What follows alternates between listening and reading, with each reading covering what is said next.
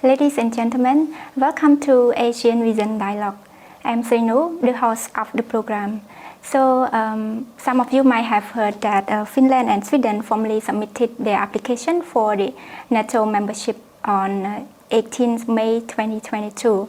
And when they officially joined, becoming the 31st and 32nd member of the Nato, it's potentially marked as the fastest accession processes for the alliance history. So for this episode, we will be discussing the NATO and expansion with the two guest speakers, Mr. Doeun, the lecturer of the Panyasas University of Cambodia, and Mr.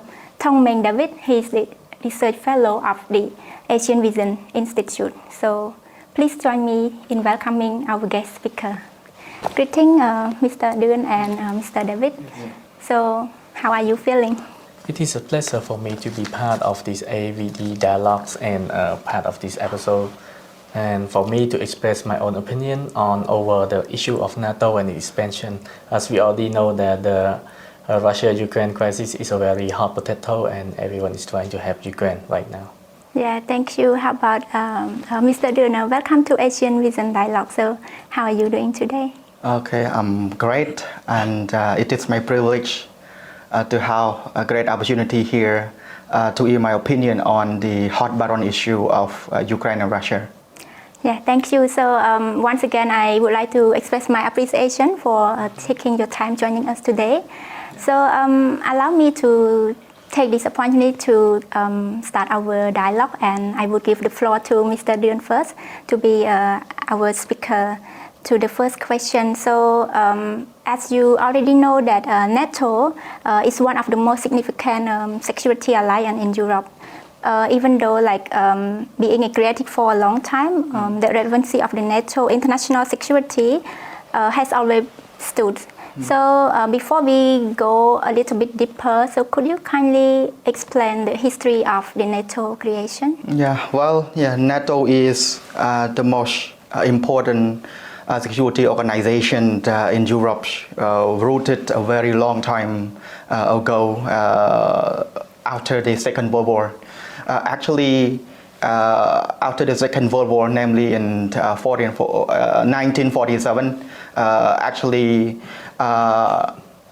the aftermath of the Second World War brought about the destruction, the losses of life of about 36 million European people, including the 16 million of European civilians.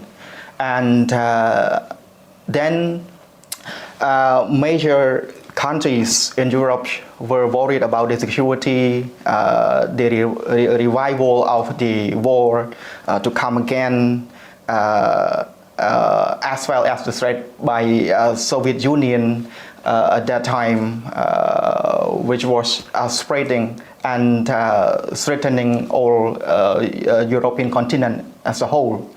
So the creation of this important military alliance had major causes. For example, the first one is to deter the Soviet Union on European countries, and the second one to protect or to defend the security in European Union, especially the strengthening or the revival of the nationalist tendency in Europe. And the third one is to encouraging the political integration in Europe in order to effectively defend European Union or European country as a whole. Yeah. All right. Thank you for your comprehensive response. Well, Mr. David, we would like to know, when people always say Russian invasion is the result of the NATO expansion. So what is your opinion on this argument? I would like to go a little bit talking about the first time that Russia started invading Ukraine in 24th February 2022. Yes, of course, we already know that NATO has been gradually expanded toward eastward, toward Russia backyard. So we know that Russia is very worried about its own security because after the fall of Soviet Union, you can see there's a lot of like breakaway state of the former and many former Soviet Union satellite states are joining NATO. So that's make Russia worried. So you can say that one of the main reasons that Russia invade Ukraine is also part of NATO expansion. But that is one of the key problem or the key reason that Russia is trying to invade Ukraine. Yes, of course, I already mentioned the first reason, which is the NATO expansion. And secondly, is about the Russia President Vladimir Putin perceived that Ukrainian government is a neo-Nazi government and is committing genocide in against the Russian-speaking minority, especially over at its eastern border next to Russian border, Russian-speaking people.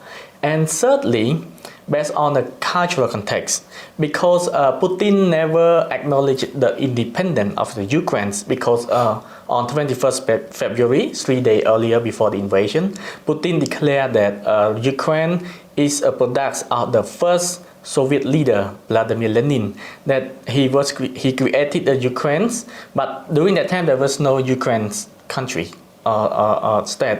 And Putin always said that Ukraine is an integrated part of the Russian people, culture, and political space.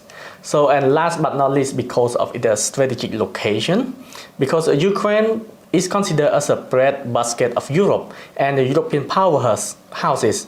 First of all, is that strategic location because of its control over like 80% of natural gases exported from Russia go across the Ukrainian pipelines. And secondly, because of its very strategic port located in the Black Sea, which give European access to the food supply from the Central Asia, from the Asia. So because of this strategic location, Russia can weaponize this strategic location against European country. Yes. Yeah, thank you, Mr. David. So let's move on to another question. Let's hear from Mr. Doeun. There are arguments raised that NATO is expanding to other states in Europe, and it is very likely that Finland and Sweden will join NATO really soon. So, what do you think if more states joining NATO? What about the Russia reaction? Thank you very much. Well, yeah, first we need to examine the expansion policy in NATO, referring to Article 10, that mentioned about the expansion of NATO. It's based on the intention of individual country who seek the political as well as security interests for their own country. And based on the article, countries are free to join that. However, we need to also examine the agreement between Russia and NATO during President Yeltsin leadership during the unification of Germany, that talk about the eastward expansion of NATO. Actually, during that time, NATO and Russia officially agree each other not to expand the membership to eastward. But if other parts of Europe, I think that's maybe okay. But eastward is another problem that, let's say, the red line of security interest of Russia. So actually, it seems that these two agreements and principles conquer each other. When Russia hold the other member from Europe to not to join NATO, it also consider its security interests, while in NATO referring to the Article 10 in order to maximize its interest too. So it is the security dilemma for Russia and NATO security. Regarding Finland and Sweden application to NATO membership, actually it is the view from the two countries that see the political and security interest from NATO, and that far the leaders of the two countries have agreed already to seek the membership in NATO. However, there is also a major hurdle from major NATO member, Turkey.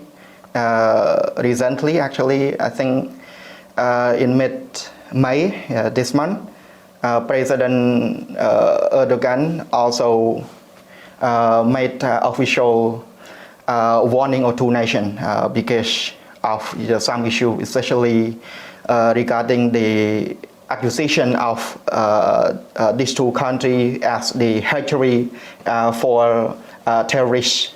Yeah, and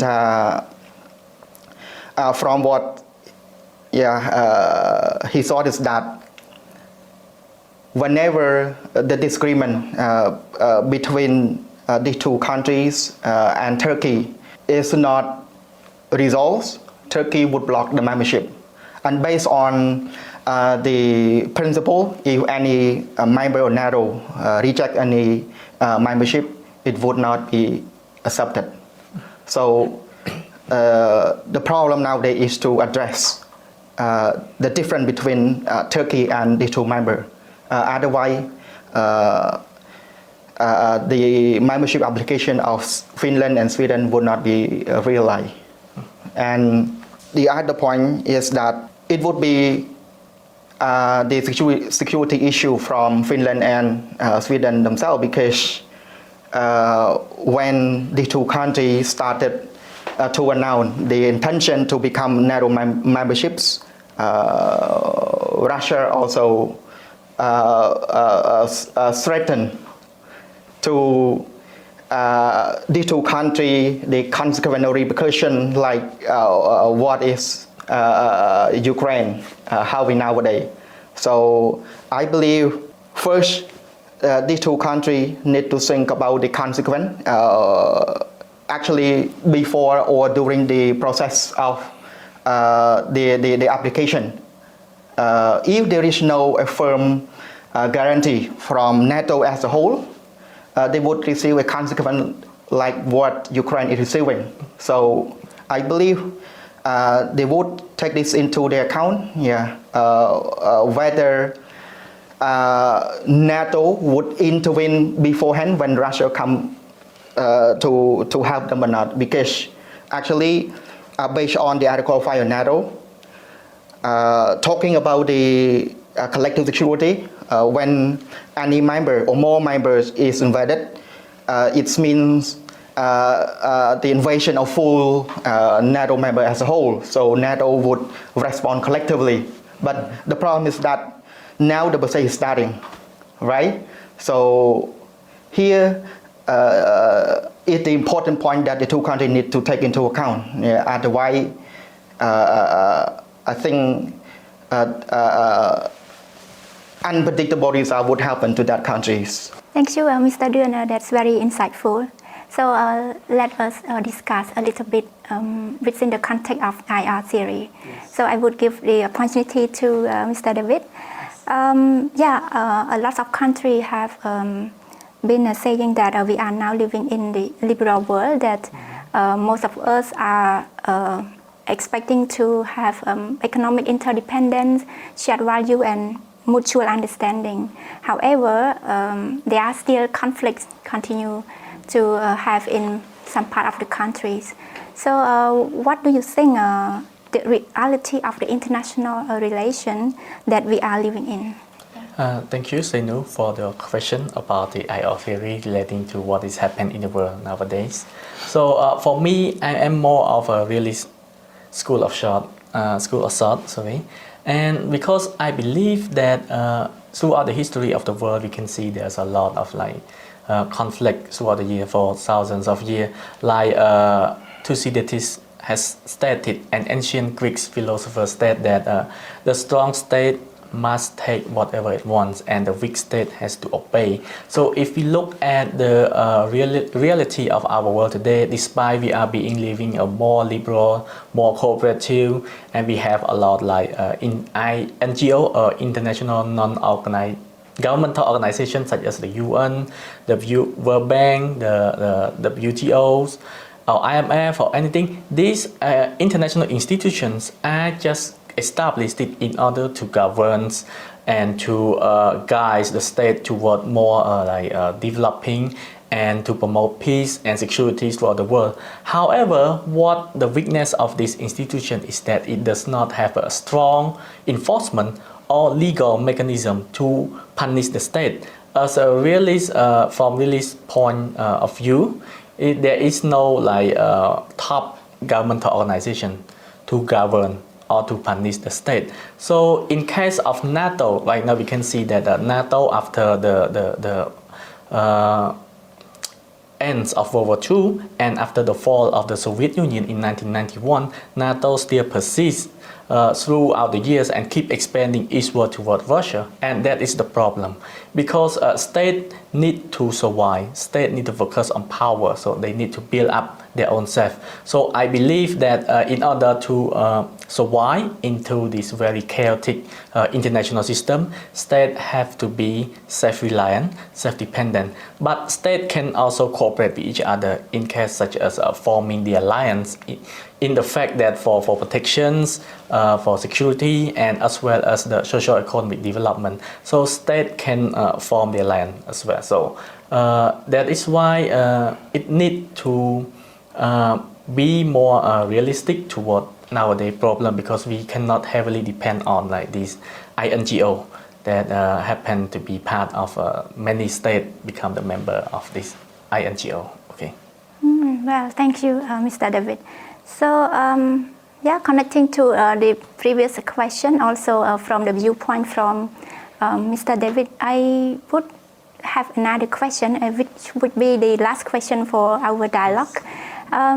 So, do you think, as Mr. David already said, states have to be self-reliant, but also to form the alliance as well. So, will the world be better off without any military alliance, from your viewpoint? Well, thank you for this important question. To me, I think yes, it is very likely that without military alliance, the world would be better off. If there were no military alliance, the world would be focusing on the development, economic cooperation, development infrastructure, technology, so on and so forth.